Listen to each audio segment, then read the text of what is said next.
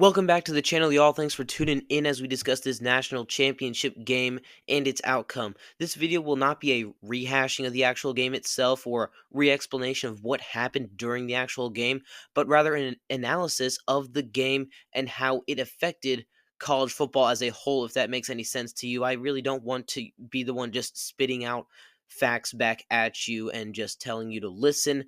We on the channel try to take analysis of what has happened and apply it to college football as a whole and how it affects it.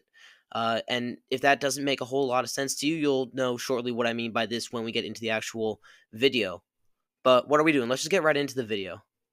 Let me start out by saying that this is exactly how I thought the game would go. I predicted a 28-23 win by Ohio State, and it really wasn't that much off of that mark. They got the very late field goal, so it really was a 31-23 win.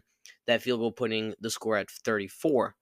And Ohio State, they finally have reached the pinnacle of the college football universe. Their last win in the national championship, their last national championship was in 2014 with Urban Meyer. They have gone a long time without, for a program like Ohio State, they have gone a long amount of time without a win in the national championship game, and they haven't had too many appearances. They had a couple here and there, but they never got up to that pinnacle of the college football universe.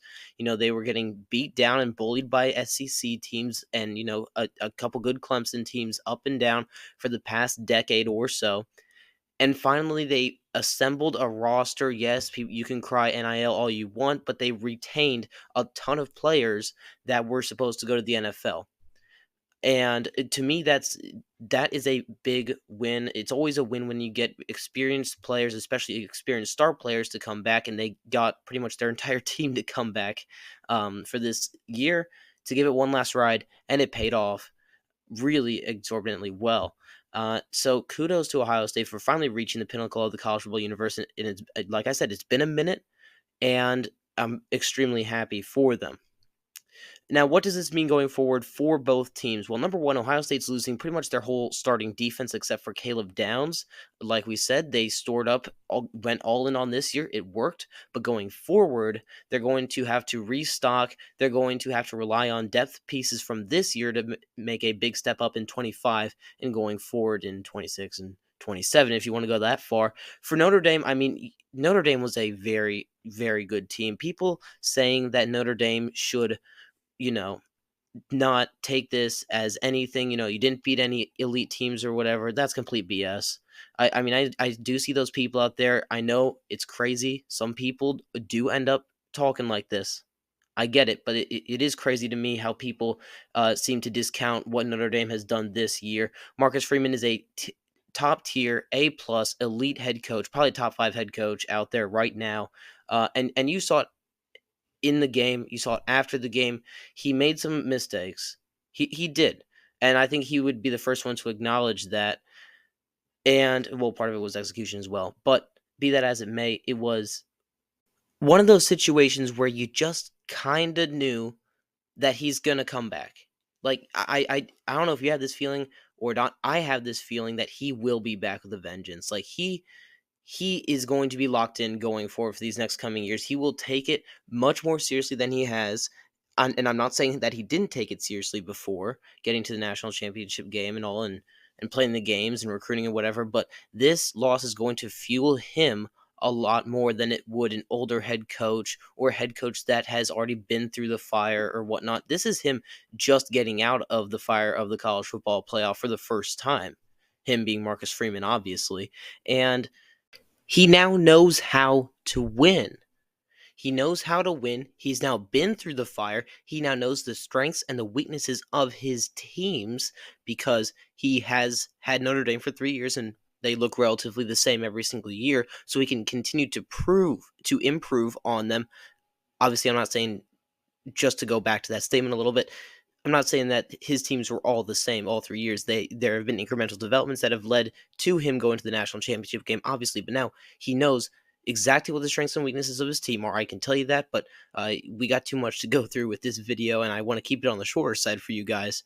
So he knows what his strengths and weaknesses are, and he can continue to improve them, and he will be more motivated to do so now that he's been through the fire of a college football playoff. Now, really quick, before we get into the narratives, I want to encourage you guys to subscribe to the channel here if you have liked what you've heard so far. If you've seen any of my other videos but have hesitated to subscribe in the past, I would really encourage you to do so as we continue to improve our brand here on the channel. I can only do it through you guys. All I do is make the videos and throw them out there. I need you guys to help me out. So really, I encourage you guys to subscribe, follow on Twitter, all that stuff. Comment down below your thoughts on the narratives, what this means going forward, all this other stuff that I've been bringing up. We're going to get to the narratives here in a second, trust me. So comment on that. I love to interact with you guys in the comments section. It's a great time. That's where we really get a good discussion going down there, as I know y'all are good college football fans and smart ones as well. All right, let's get back into the actual video. Enough with the plug. So what did this game do for the quote unquote narratives?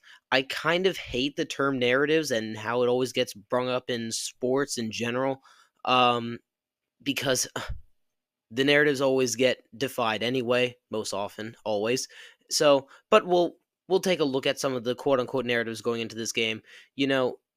Both of these teams have kind of been bashed for being themselves. I mean, Ohio State is a team that has been bashed for losing to Michigan for 4 years in a row. They're a program that has always bought their way to the top. So it seems, and this year especially, that was the MO of everyone in the SEC and pretty much everyone in general. Oh, they bought their team, they did all this and whatever. When in actuality, there were not many. There were a couple teams that outbid Ohio State in terms of the 20 million mark. I know Oregon went over 20 million, Texas went over 20 million, etc.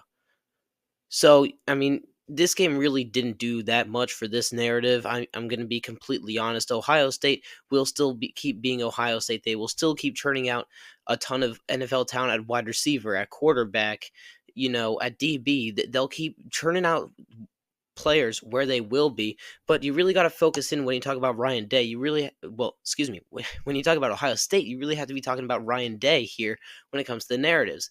What was the narrative on Ryan Day? He's an okay guy. No one really knows about him. He's not a big media personality. He's not a likable guy like a guy like James Franklin, or a guy like Kirby Smart or Steve Sarkisian. He's not really a likable guy. And, he hasn't won the big games. So obviously they want him thrown out, even though he has one of the highest winning percentages out of head coaches with a bunch of games under their belt. He has, I think, the third highest with a 0.83, 0.8 something, whatever.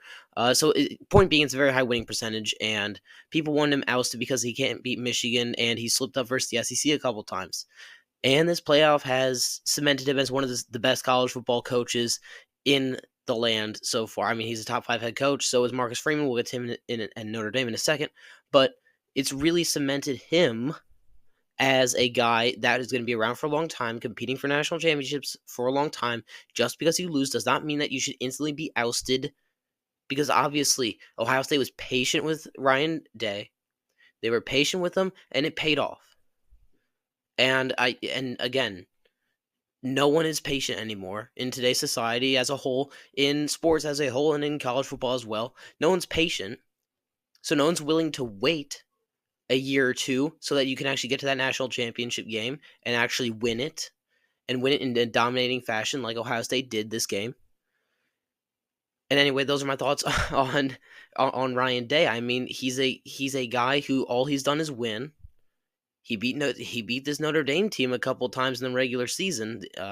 So not this current one, obviously, but this program, Notre Dame. He beat them multiple times in the regular season. He beat them here. He's won marquee games before. Obviously, not when it mattered, when it came to Michigan and the playoff beforehand and other bowl games beforehand. But hey, it's all come down to a national championship win. I mean, if you're going to tell an Ohio State fan that they have to go through 2 or 3 years of losing to Michigan to win a national championship for the first time since 2014, I think that they would take that. I know I would take that. I know my team is, I have no dog in the fight. My team is Nebraska. I don't know if I've said that on this channel before, but I have no dog in the fight. But if you're going to tell me Nebraska has to go 2 or 3 more years of winning 7, 8 games, and then by 2028 and 2029 and 2030 they're going to national championship games, 100% would take that. 100% would take that. You just got to be a little patient out here. Out here. Excuse me. Now, what does this do for the other narratives? I'll throw around a couple more.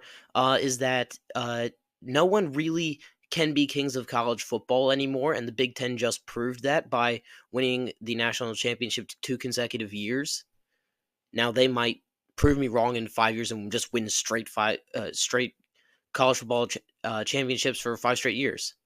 They could do that, but I don't think they will because the talent is so dispersed nowadays. And this is something that I'm working on for a future video where I fix all of the problems in college football and talk about all this other stuff. And I'll be talking about this as well. So again, another reason to click the notification bell and subscribe so that you are alerted and notified when more content drops here on the channel. So I think this proves that the SEC will never be a dominant conference again. I think that this game also proved that there won't be a dominant conference in general anymore.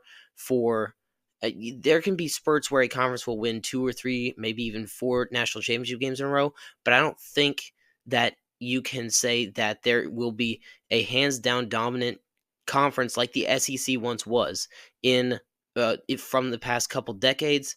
I don't think you can say that there's a conference that will be more dominant than the SEC was. And we'll give the SEC their flowers on this one because the SEC was undoubtedly the best conference in college football for multiple decades, and it was unquestioned. No one questioned it.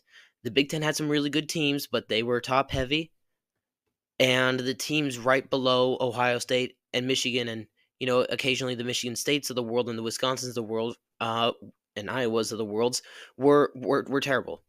And even those Wisconsin, Iowa, and Michigan State teams were very up and down and sometimes downright terrible as well. So it's one of those things where no one. Sorry about that rant, by the way. That was a rant. But getting back on point, there is no conference that's ever going to have the same prestige that the SEC did, and in my opinion, going forward, we're going to have much more balanced college football playoffs, college football national champions. And I think it's entirely possible that you see a rise from the ACC with a power like Miami if Clemson keeps with their trajectory. And hey, look at that, they're using the portal. That's all I'm going to say. Maybe a topic for a future video. They're using the portal. How about them? Maybe some powers from the Big 12. Maybe Deion does end up staying at Colorado and they make a couple runs. Maybe Texas Tech gets their act together. Because they've been killing it in the portal and they've got money stored away for the next couple portal seasons. So I think that the narrative that it's just run the college football national championship will be run by conferences is officially broken. I think with this, mostly because the SEC is now done, and the SEC was the power that was never going to go away, and now they have. So that's all I have to say on that. I think I should end here because if I get any more carried away, then I will be just copying and pasting content for a future video that I have, multiple future videos that I have. So stay with me here on the channel. Like I told you, subscribe, follow on Twitter, follow, and comment your thoughts down below as well on what I have to say. This was an awesome national championship win for Ohio State. I mean, Jeremiah Smith was an absolute alien. Will Howard has improved his draft stock drastically, and Notre Dame put up a great fight there at the end as well. Thank you guys so much for watching, and I will see you guys in the next one.